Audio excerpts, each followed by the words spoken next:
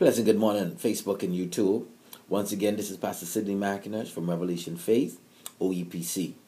I was not prepared to broadcast today, and but circumstances and situation beyond my control, I had to.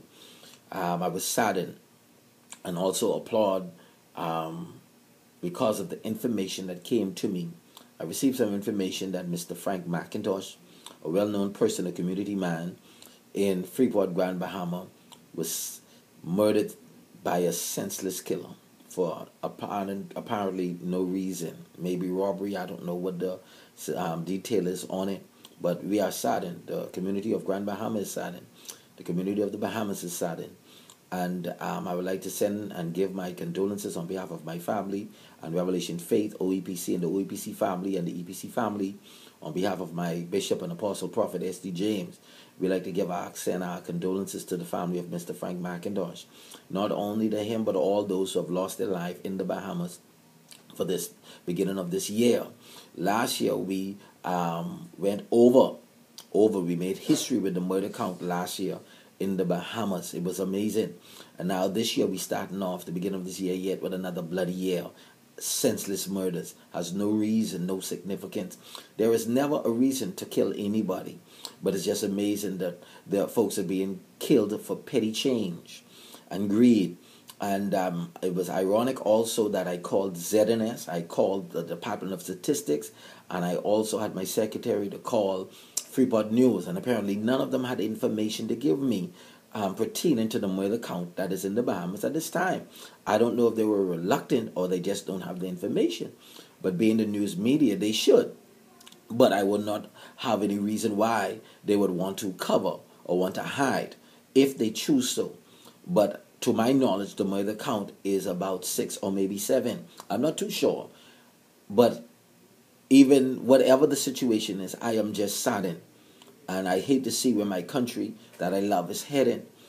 And heading towards, we must pray and we must touch the mind of God. But the Bible declared that these are the last days and these things shall come to pass. But there is a topic that is a very sensitive topic I would like to deal with very quickly and present to you, to Facebook and to YouTube. And I want to talk a little bit about capital punishment because there are mixed emotions and concerning capital punishment. It's a difficult subject to discuss as there are many different opinions that all contain some truth about the issue.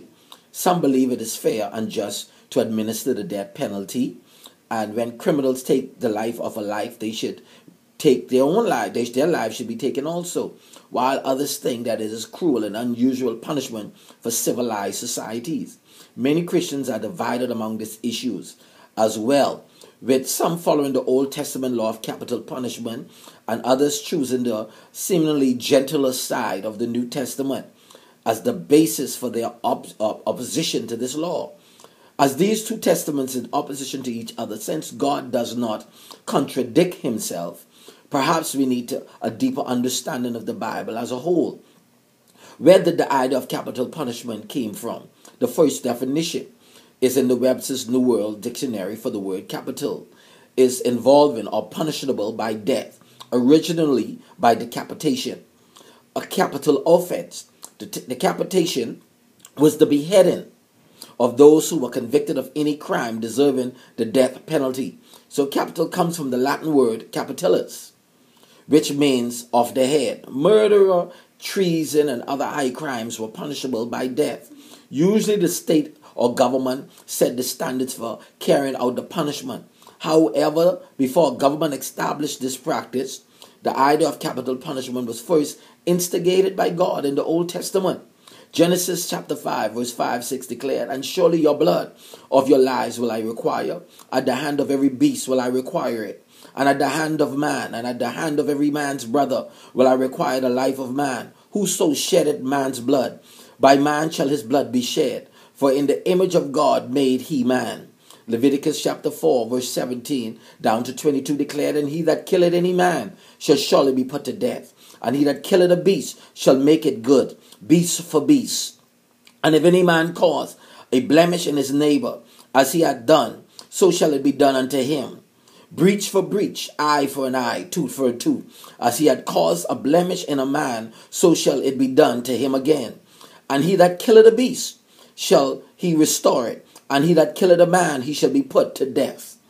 He shall have no manner of law, as well for the stranger as for one of your own country. For I am the Lord, I am your God. Where we find most of our problems with the two sides of capital punishment is that really both sides hold a little bit of truth. God's law of justice for taking off life demands that life be taken. Yet God's spiritual law of mercy and forgiveness and grants that a murder can be forgiven and also restored. How can we reconcile this? We must understand that God instituted civil authority to maintain order in the earth. Where there is no order, there is chaos. God uses them to restrain evil, and they should obey for the purpose. In the New Testament, we see that even Jesus surrendered to the governing authority because he was submitted to God. John 19:11 declared that Jesus answered, "Thou couldst have no power at all against me, except it were given thee from above."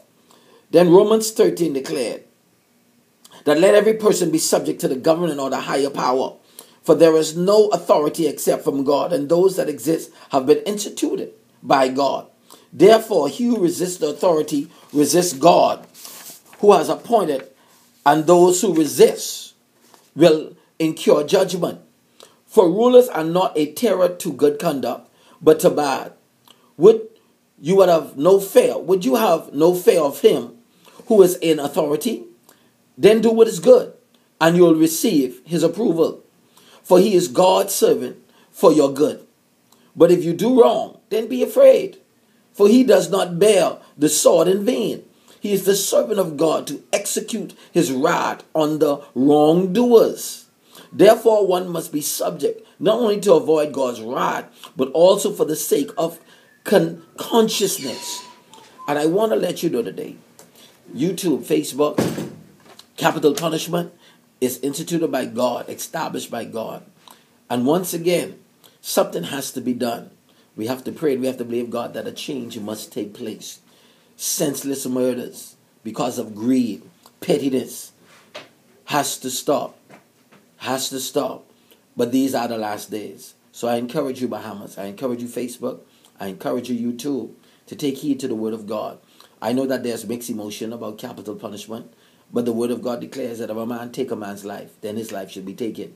Once it's proven through the court, and there's enough evidence to prove it, and let him go through the court procedures. And once it comes to that, then it's time now that the blood of the land be cleansed. And it only can be cleansed by the hands of those who have shed the blood in the land. And it will cause the land to be sick and to be full of promiscuity and to be full of slackness. And it will bring the country down, even in a financial way. But the change must come. And may God bless you. Once again, this is Pastor Sidney McIntosh from Revelation Faith OEPC. And again, our condolences to Mr. Frank McIntosh and to his family, also known and better known as Solly. We love you, and God bless you and keep you.